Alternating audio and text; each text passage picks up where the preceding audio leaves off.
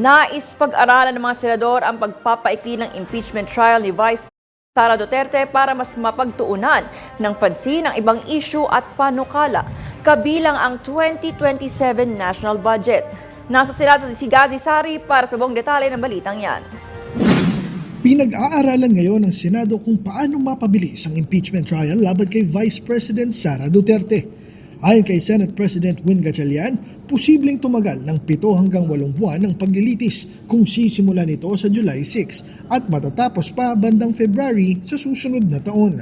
Ito'y upang mabigyang daan din ang pagtalakay sa iba pang mahahalagang panukala, kasama na ang 2027 national budget, mga investigasyon sa iba't ibang issue at pagproseso ng iba pang panukalang batas. Sa pre-trial pa lamang, nasa 10,000 na ang naitalang ebidensya. Kaya patuloy ang pakikipag-ugnayan ng Senado sa prosekusyon at depensa para mapaiksi ang proseso. Samantala, ilalabas na rin ang pre-trial order at bibigyan ng magkabilang panig ng 3 araw upang magsumite ng kanilang komento bago tuluyang umusad ang paglilitis.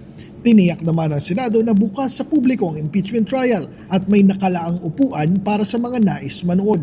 Pinaghahandaan na rin ng Senado ang seguridad para sa pagsisimula ng impeachment trial.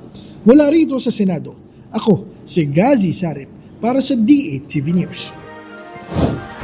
Maraming salamat sa iyo, Gazi Sari.